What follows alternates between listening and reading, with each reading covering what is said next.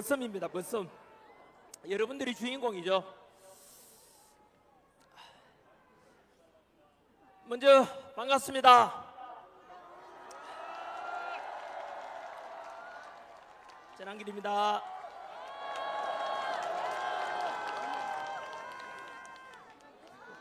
제가 지금 올라온 시간이 벌써 오늘 세이브 코리아 집회 시작한 지 벌써 3시간이 지났습니다. 중간에 비도 오고 구전 날씨고 추운 가운데서도 3시간 동안 떠나지 않고 묵묵히 자리 지켜주시는 나라 사랑하는 대한민국 살리자, 자유 대한민국을 사랑한다, 이런 마음으로 지금까지 함께 해주신 여러분들께 감사드리고, 여러분들이 현재 우리 대한민국을 살리고 계시고 여러분들이 자유민주주의 수호자입니다.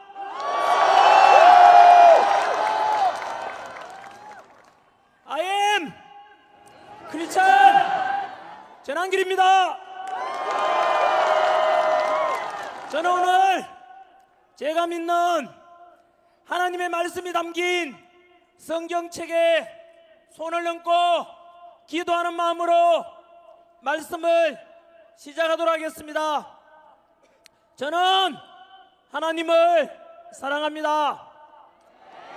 그리고 자유, 민주주의, 대한민국을 사랑합니다.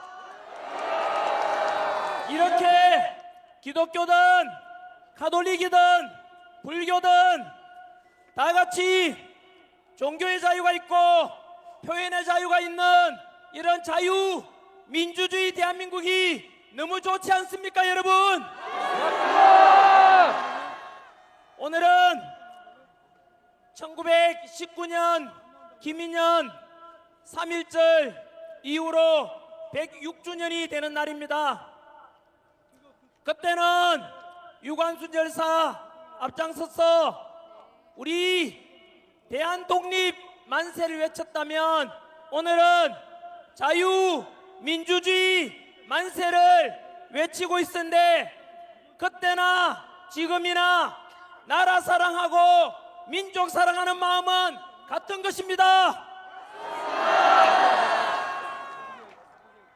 먼저 오늘도 단상에 올라보니까 아까 제가 유튜브를 통해서 항공사진 드론 촬영을 봤는데, 현재 여러분들이 보이는 이 인원수보다 거의 20배, 30배 정도가 여의도에 지금 꽉 차 있습니다, 여러분.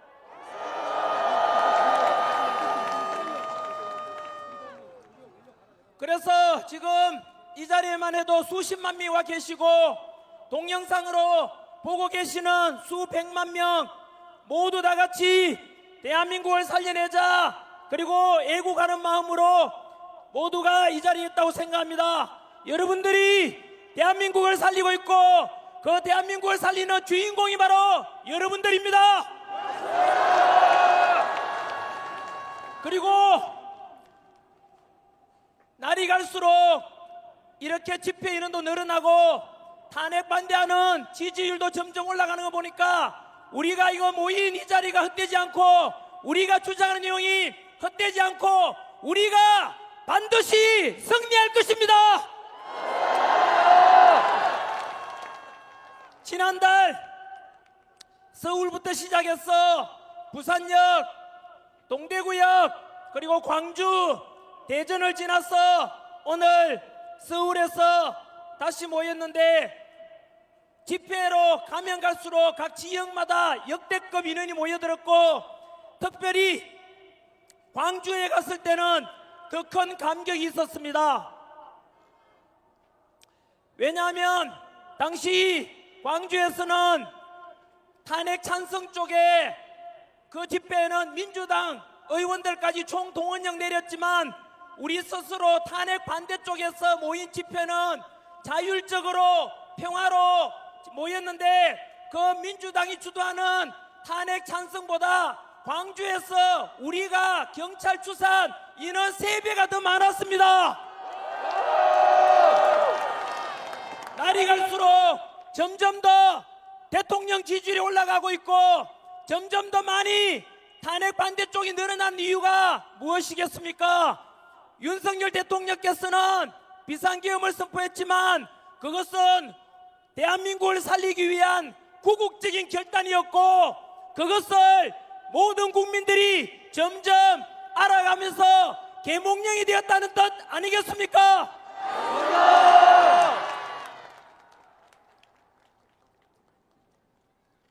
우리의 주장이 또 헛되지 않다는 것을 저는 지난 대구 동대구 집회 이후에 시작된 대학생들의 시국선언에서 한 번 더 확인할 수 있었습니다.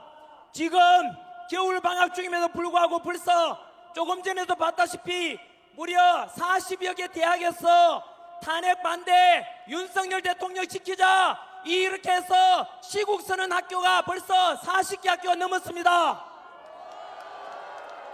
뿐만 아니라 바로 어제 전국 교수 모임 6,300명의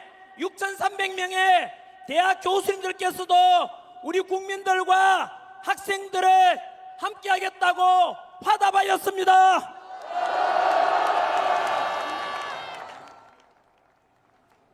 광주에 간 이후로 당시 광주 전라도 지역의 윤석열 대통령 지지율이 우리가 광주 집회 이후로 윤석열 대통령에 대한 지지율이 급상승했다는 여론조사도 나왔습니다. 그리고 어제 전남대학교에서도 조선대학교에서도 모두 다 시국선언했는데 그 전남대학교 한 여학생의 졸업생이었죠. 배진이라는 그 졸업생이 토종 전라도 출신이라면서 시국선언한 그 동영상이 전국적으로 확산되고 너무나 저도 보면서 눈물을 흘리면서 봤는데 그 주인공을 이 자리에 잠시 모시겠습니다.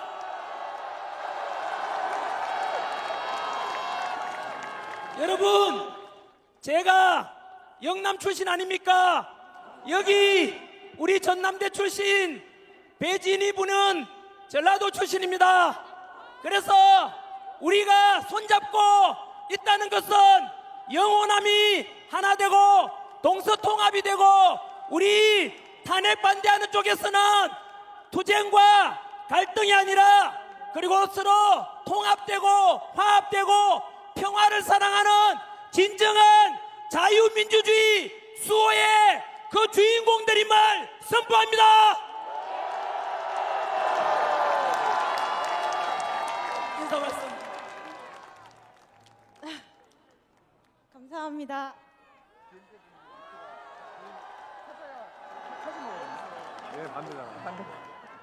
제가 어떤 말을 해야 될지 잘 모르겠는데 저에게 주어진 시간이 얼마나 됩니까? 인사만. 네, 인사만요? 네네. 여러분 감사합니다.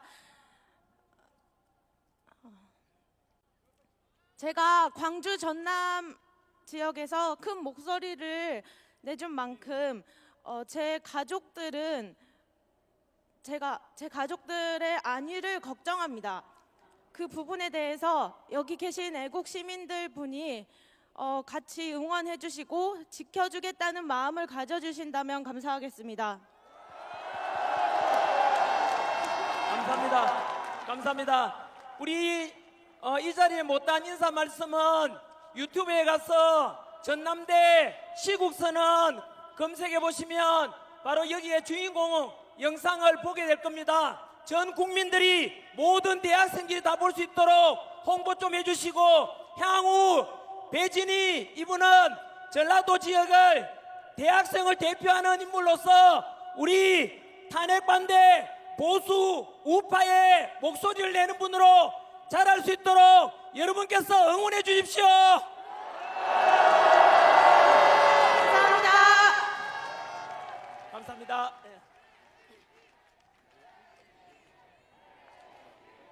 배진희, 배진희.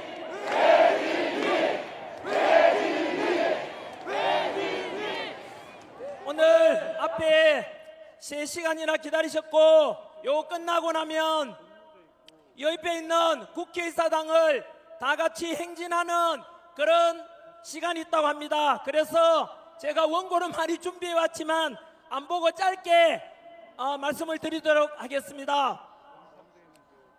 여러분, 우리가 오늘 모인 것은 단순한 윤석열 대통령 석방과 직무복귀를 바라는 것 이 사항이 있지 않습니까?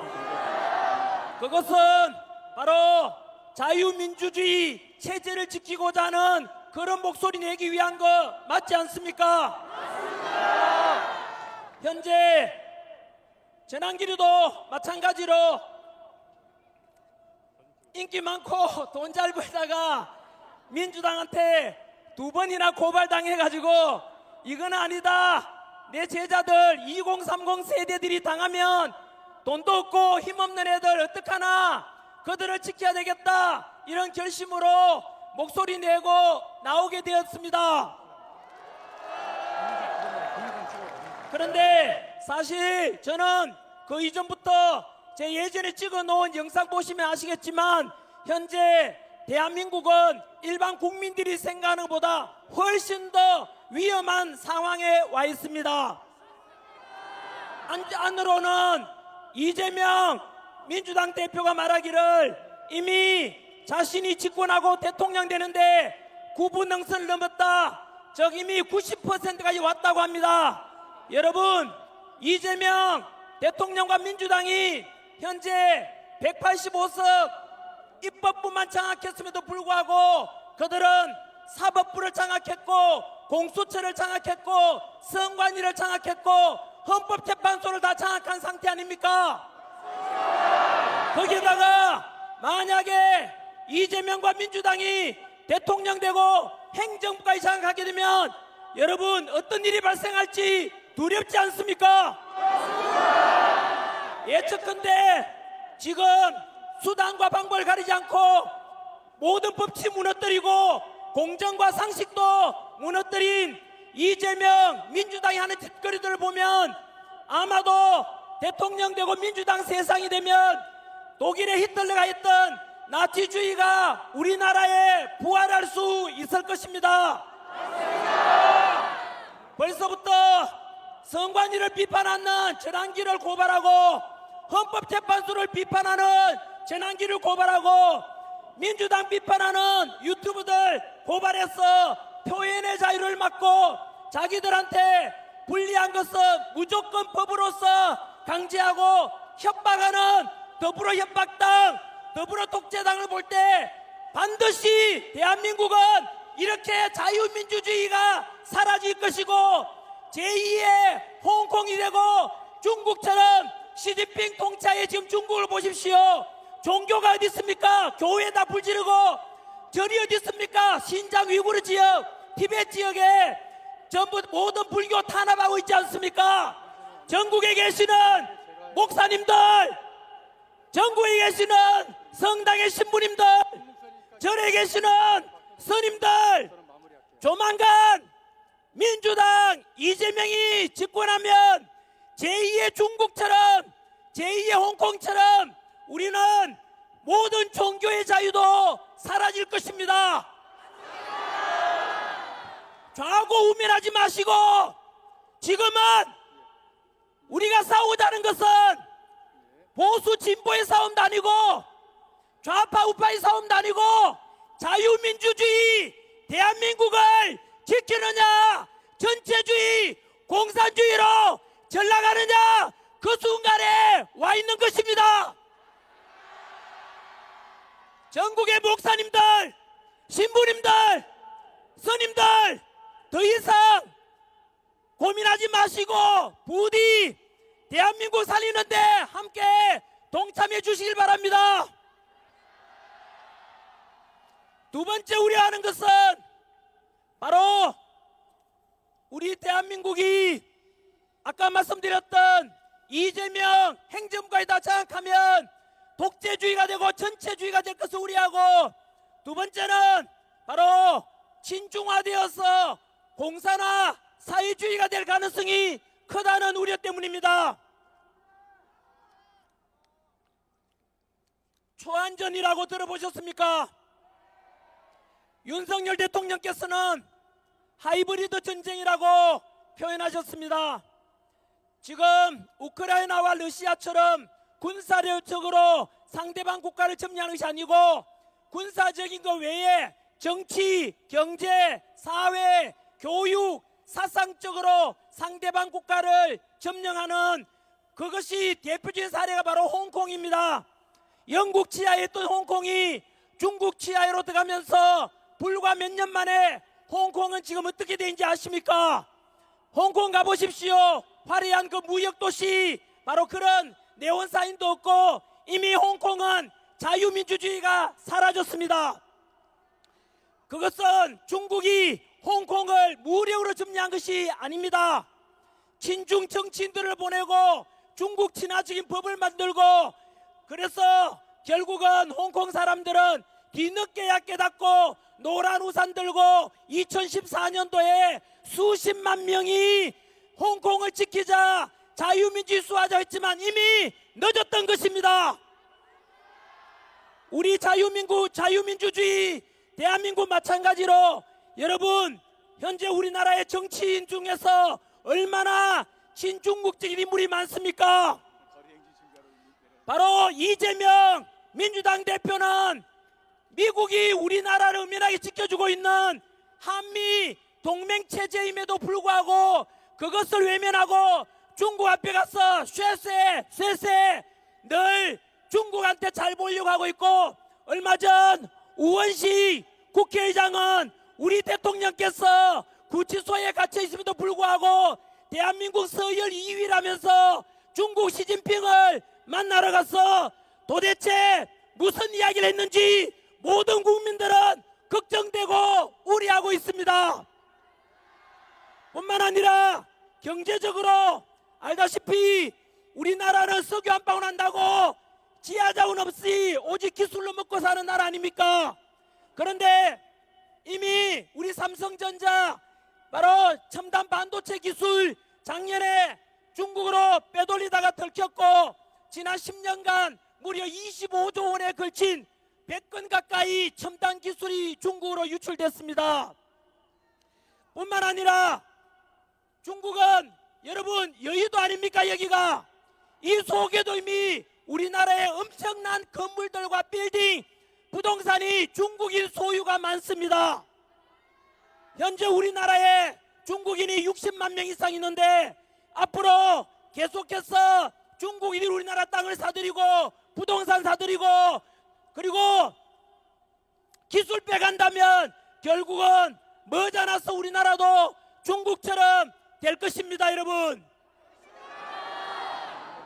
뿐만 아니고 지난해 미군 기지가 있고 미군 항공모함에 중국 유학생이 드론으로 항공모함 촬영하다가 발각이 되었는데, 처음에는 유학생이라 했지만 수사해 보니까 중국 핵심 당원이었습니다.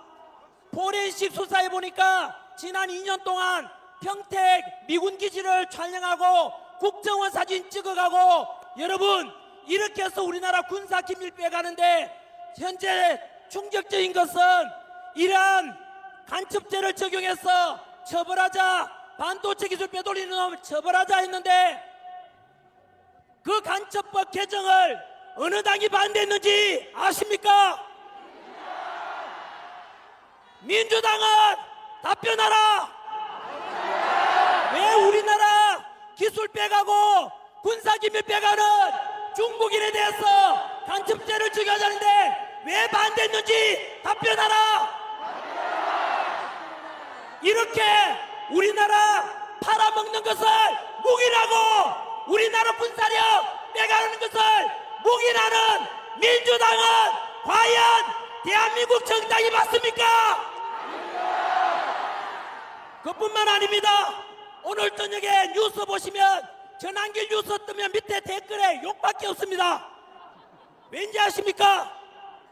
중국은 하버드 대학 연구 결과에 의하면 적게는 수백만 명, 많게는 4천만 명에 가까운 우마오당, 바로 우마오당은 중국 댓글 부대입니다. 우리나라 인구가 5천만인데 중국이 우리나라 여론을 중국식으로 친중화적으로 바꾸고 우리나라 사람끼리 분열 일으켜서 남자가 여자를 혐오하게 만들고 세대 갈등을 유도하고 그리고 우리 자유민주주의 지키고자 하는 이런 여론에 대해서 중국식으로 바꾸려고 엄청난 댓글 부대 실제로 활용하고 있습니다. 무려 4천만 명 가까운 사람들이 중국인들이 우리나라 여론을 우리끼리 분열시키고 중국이 좋다는 식으로 여론 조작하고 있습니다.